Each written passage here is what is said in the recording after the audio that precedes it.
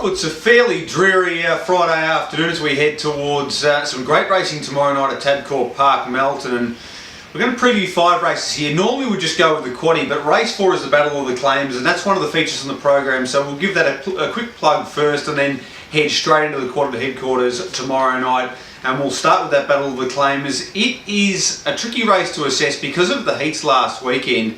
They were run so brutally, particularly one where they went 152.94 near to getting the job done there. It's hard to really work out the wheat from the chaff, but I will say that I think the key qualifier was the race won by You Bring the Drinks, beating He's Okie Dokie and Mr. Levan. Now, Mr. Levan ran third on that occasion, but I think he's the best horse in the race. He's got a better trailing draw for his racing pattern, and I just think with a little bit of extra fortune here, he'll be a touch too good for his rivals. I do think the two major dangers are those horses who beat him home last weekend, particularly He's Okie Dokie, who was playing up quite badly before the start last weekend. I think if he's a little bit more settled, can find the front, dictate terms, be hard to beat. You Bring the Drink should try the same trick he did last week and has done so successfully throughout his career. Lead, take a trail on an appropriate horse and try to ambush them late. So they're the three key runners. Very keen on Mr. Levan though, and if you want to play a little bit wider, Kenny Trickham's racing really well. Hockanui Ben was great last week too, but the inside second line draw probably doesn't suit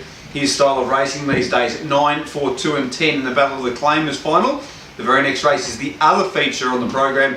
It's the Gamblewhite, only the second time this race has been run from a mobile start, and the only previous winner was Shaker Maker. So outstanding honour roll, an honour roll of one, but somebody else is going to join him at Tabcorp Park this weekend, and I'm hoping it's going to be Stunning Green. Probably not quite in Shaker Maker's class, but I think with a pretty moderate front line in terms of gate speed, Stunning Green might be able to get across them very early on, and from there, if he's able to just dictate terms, get a breather at any point, he can run a really slippery last 600 or 800 metres. So it will be dependent on a couple of things, but I think we'll get the right price about him, and he's the one I want to be on. Number 6, Stunning Grin, but it's a wide open affair, and that's the theme of the program. If you're playing quaddies, make sure you're also including Ideal Success first up from a break for Karen Manning, Young Modern, who was terrific winning last start, Massini, who's just an outstanding horse at his best, but we haven't seen his best so far this preparation, and 5-Star Anvil, who is racing right at the peak of his powers now in the twilight of his career. Tricky race, the one I want to back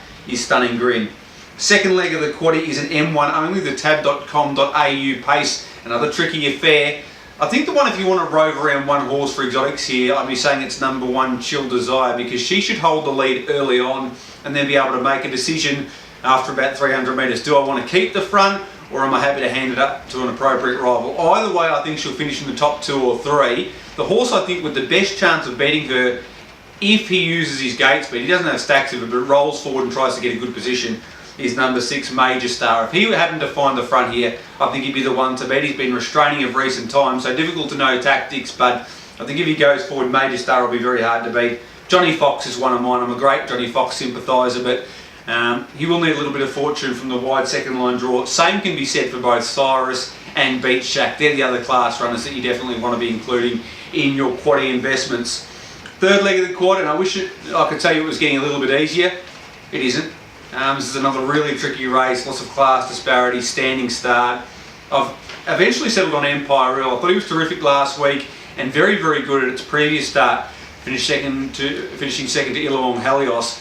The key here is how quickly it begins from the strands. It normally begins quite well. If it gets in front of a couple of its major rivals here, I'm happy to say it's the one to beat, but Lightning Quarter's got huge ability, was really tough and brave winning last weekend at this course. Savannah JJ's better than his last start performance where he had to race uncharacteristically in the breeze. And then you look at some class runners. Al Parker was low flying before, a slightly below par run last start.